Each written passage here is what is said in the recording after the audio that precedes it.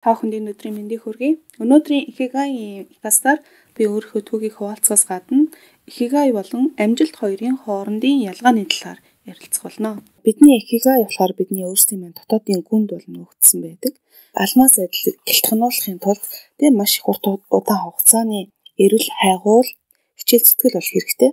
За миний өөрийн хувьд гэх юм бол өмнөх ярилцлаган дээр өгсөн байгаа судалгаа хийх дуртай гэсэн ерөнхийдөө юм чаленж хийх юмд бол татагддаг. Ийм сорилттой ямар нэгэн адармаатай ч юм уу те сонирхолтой ч юм уу тиймэрхүү юм ерөнхийдөө аягүй татагдаад байдаг. Баг бахын манай ах маань бол хэлдэг байсан. Нэг юм ингээл хэрэг сонирхож байгаа л тэгэл хайчихын юмд нэг төлбөргөө гэдэг нь тиймэрхүү хэлчихсэн. Би яагаад тийм нэрээ би яагаад төлбөргөө юм болоо гэж бодож ирсэн боловч үүндээ төлбөргөө ч юм байл. Ерөөсөн миний өөрийн тэр байгалаас яасан бурхнаас яасан тэр өгөгдөл маань бол тэр байсан. Тухайн үедээ болохоор яг хуу янз бүрийн баг ахтай янз бүрийн сонирхдаг байсан л да. Тэгээд тэр зүйлүүд маань болохоор аяга богино хугацаанд ингээд тухайн үедээ happy enjoy байдлаар ч юм уу дөнгөрөөд нэг бол тоглох дуртай гэдэг ч юм уу те. Эсвэл одоо ингээд гитар таарах дуртай гэдэг. Тэр болгон зүгээр нэг хэсэг хугацааны зүйлсүүд байсан. Эсвэл ингээд гимнастик хийх дуртай. Бас хажуугаас ангийнхаа хүүхдүүдээс дагаал бүжиглэнэ гэж бүжгийн юм хүмүүст ороод явдаг байсан. Яг ямар ч авьяас үгэл мэддэг байсан боловч тэрнээс татагддаг байсан. За тэгээд аэробикийн юмдаас явдаг байсан.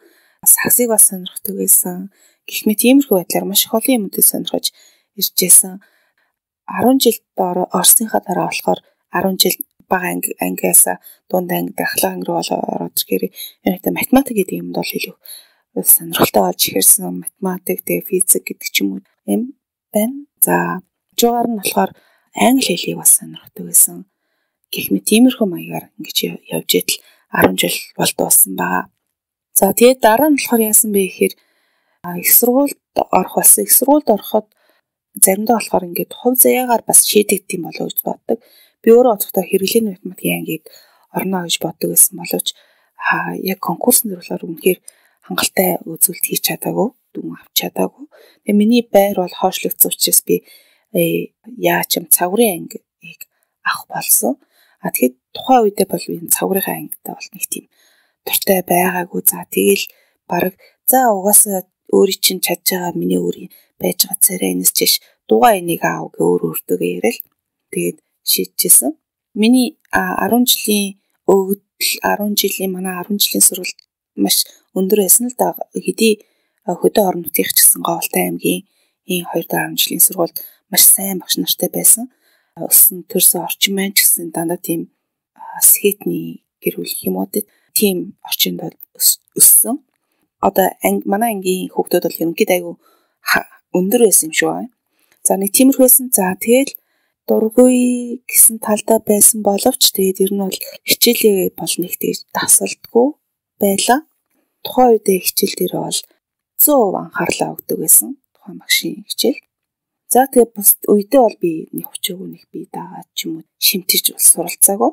За тэгээд төгссний дараа болохоор хүрээлэнд ус загварын хүрээлэнд ажиллах бол дараад за ус загварын хүрээлэнд ажиллахдаа бичээрийн ургац эдрийн порнослогдлын ч юм уу тэр чиглэлээр ажиллахаар болж таарсан.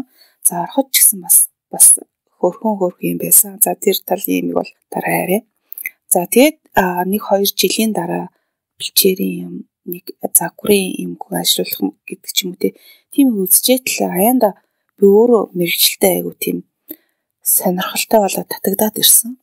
Энэ татагдах нөхцөлийг болохоор энэчээс болохоор би юу хэлэх гээд байна вэ гэхээр зарим үед одоо оюутнууд зарим хүүхдүүд ч юм уу эцгийн нэг юм сонирхолтой мэдэхгүй байж идэл мэрэгжил сонгох шаардлага болоод ирдэг ирчдэг ч юм уу бүр ингээд яг арга ирчдэг.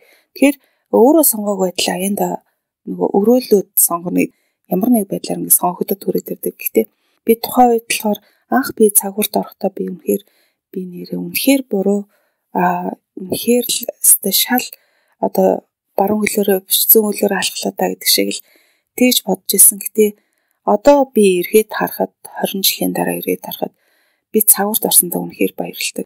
Ямар азар энэ салбарт би орвоо. Ямар азар энэ чиглэлээр би ажиллаваа гэж үнэхээр их баяртай, үнэхээр сэтгэл хангалуун байдаг. За тэгэхээр одоо хувь заяаны тохиолдолоор гэдэг ч юм уу те ээж аавын зөвлөгөөгөөр гэдэг ч юм уу те ямар нэгэн байдлаар нэг салбарт орсон байж болно. Эсвэл дунд иргэн насны дээр явж иж болно, зөвлөхөө залуу үе дээр иж болно. Зөөрс нэг бол оюутан ч иж болно шүү дээ. Тийм бол тэнцэнээс болохоор тэр чиглэлээ болохоор нэг учиргүй нэг амар хүчлэг нь одоо хаашаа дургу нэг тийм сэтгэл өндөр биш юм чинь. Гэхдээ ер нь бол баагаар тухайн юмыг хийхээс өөр одоо сонголтгүй юм чинь. Тухайн цагийг өөр ашигтай өнгөрөөе гэж бодоод баагаар анхаарал ч юм уу те тавьж явах хэрэгтэй гэсэн тийм зөвлөгөө гэх юм уу да. Тийм тал байвал бас миний хувьд тиймэрхүү байдлаар бол болсон. Тэгжээд л аяндаа ингээ баагаар юм чи ингээд жижиг юмнууд ингээ хийгээд оролцоод л нэг тийм татагдаад ч юм уу те өөрийн сонирхол орж ирээд баагаар сонирхож эхлээд өөрийн чинь нөгөө нэг одоо жишээлбэл би чаленж дуртай гэсэн штэ. Тэгсэн яасан гэхээр би цагуурийнхаа инженерийн мэргэжил энтер ингэж явж идэл өөрөө ингээд мастер хамгаалаа дараа нь бүр ингээд судлаач болёо энтер гээд ч юм уу те судалгаа хийгээд чиглэж яваад тэг өнөөгийн түвшинд хүрсэн. Тэг одоо ингээд энэ байдлаас мэдээж миний өмнө бол өшнөө явах их зай байгаа. Гэхдээ л одоо бол харахад бол би бол яг өөрийнхөө тэр нөгөө икигай гэдэг урт удаан ажралтай амьдралынхаа олж авах тэр сегментэн дотор ороод ирсэн болов гэж бодож байгаа. Гэтэ би бол өөртөө бүр ихтэй байгаа. Энд чинс юу хэлэх гээд байна вэ гэхээр 20 жилийн өмнө явж одоо чи юу ч ойлгохгүй байж болно. Манандсан юм дотор явж иж болно. Тэгэхэд энэ тэр өөрийн чинь манандсан байдал чинь одоо дараагийн юм чи холбооц тий дараагийн шатанд хүрэх өөрийнхөө икигай ундраг болсон төлөв байдалтай очих боломжийг тэр зам дээр явж байгаа гэдэгтээ бол бас итгэх хэрэгтэй. Стив Джобсын төсөлтийн баяр дээр хаанах юм бэлээ? Стэнфордын хойно Харвардын маань төслийн баяр дээр нэлсэн үг байдаг шүү дээ. Бид нар дотоодыг одоо цэгүүдийг тийм үү алхаж ирсэн цэгүүдийг гэж болно л доо. Өөрийнхөө яг байгаа цэгийг одоо түүх рүү гэх тийм үү те. Тэгээ өнгөрсөн лүгээ ингэж холбож олж авдсан байна гэдэг тэр айгу том мессеж байсан тийм үү те. Тэгэхээр бид нар одоогийнхаа төлөөсөө эх жилийн түүний дараагийн гэсэн юмнуудыг ерөнхий яг уу мишн маягаар ч юм уу да харах боловч ойлгохгүй штэ ойлгохгүй.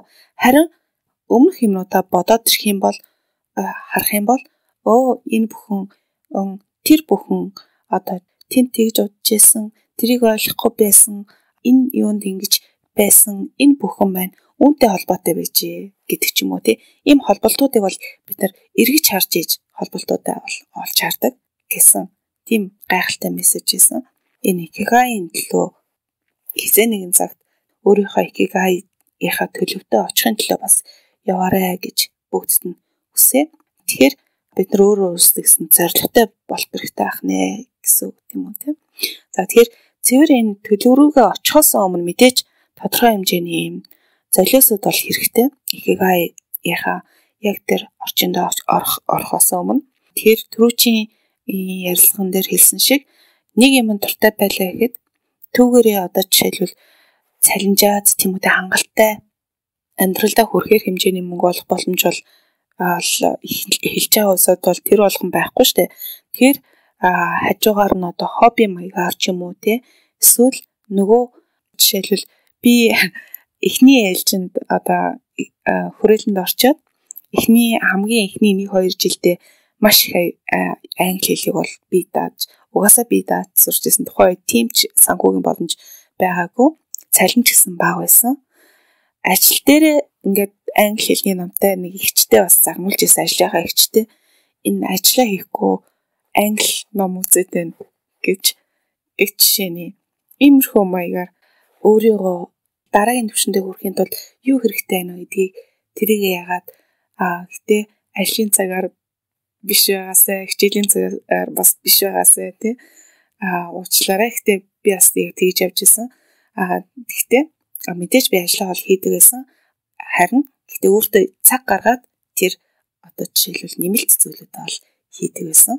Гэх мэт иймэрхүү маягаар хөгжүүлээд за тэгээд багаар урагшлаад өөрийнхөө тэр нөгөө нэг зүйл рүүгээ тэмүүлэл Тэр талыгаа хизээ нэгэн цагт тэр нөгөө өөрөө өөртөө байгаа дотоод байгаа тэр хүчээ, дотоод байгаа тэр гайхамшигтай талст алмазаа гаргаж ирэх өнгөлөх хийн төлөө өдрөөр явцгаая гэж уриалмаар байна. Энэ хүртэл та бүхэн өмнөх 2 подкастыг сайн уншаарай. Дараагийн подкастаас мэдээж бид нар ерөнхий одоо энэ ирээдүйг харсан гайхалтай юм дүр зургийг олж авахын тулд өөрсдийнхөө амжилтандаа зарим нэг нь амжилт хэлж байгаа. Бид нар бол амжилт гэж ярьж байгаа тийм үү те. Гэхдээ амжилт гэдэг нь болохоор хүн хүний хувьд амжилтын тодорхойлолтоос өөр байдаг л да. Тэгэхээр би яга икигай гэдэг үгийг дээр төвлөрөөд байгаа гэдгийг та бүхэн бас ойлгоорой. Амжилт гэхээр богино хугацааны амжилт байж болно, урт хугацааны амжилт байж болно тийм үү. Хүссэн юм олж авахыг бол амжилт гэж хэлээд байгаа юм болоо гэж бодоод байгаа. Харин энэ икигай гэдэг нь болохоор яг өөрөө өөрийгөө олж авах, нэг талаас өөрөө өөрийгөө олж авах, хоёрт өөрөө өөрийгөө бусдад илэрхийлэх, бусдад нийгэмд өгч чадах тэр бэлэг болгож задлж өгөх тэр өөртөө байгаа тэр зүйлээ бэлэглэх. За тэгээд түүнээсээ болохоор үр ашгийг олж авч чаддаг байх гэдэг зүйл маань болохоор яг үхээр төлөв байдал гэж бодоод байгаа юм. За тэгэхээр энэ төлөв байдлаа руугаа очихын тулд болохоор яг үхээр бид хэд энэ хараага тэгэхээр олох нь штэ. Амжилтгийн хараа гэхээс илүү энэ икигай руу харах хараа руу бид нар чиглүүл үлдэстэй юм болов үр ашигтай гэх юм уу да? Үр ашигтай болов гэж бодож байна. Та бүхэн юу гэж бодож байна? Одоо жишээлбэл амжилтанд хүрлээ гэдэг нь миний хараа би нэг Японд очиод сургууль сураад миний амжилт гэдэг зорилго бол юу байсан бэхээр доктор хамгаалах байсан. Докторийнхоо дипломыг авахд надад айгүй тийм хоосон сэтгэл төрж байсан. Маш их хоосон сэтгэл. Яагаад тийг бол мэдэхгүй.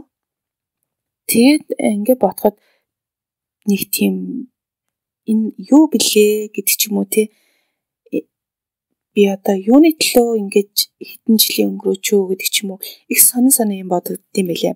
За тэгэхээр ер нь бол амжилт гэдэг бол нэг тийм одоо юу гэмээр юм те хүмүүс болохоор яг хэр томыг тийм үү томыг мөрөөдөн төдий хэмжээгээр гэдэг ч юм уу гişний томыг мөрөөдлөхэд зарим нэг тохиолдолд бид нар юу байж болно штэ өөрийн чадлаасаа хэтэрсэн юм хүсчээд мөрөөдчөөд тэрэндээ хүрч чадахгүй болохоор тэрнээсээ болж ундаг тийм тохиолдол байж болно.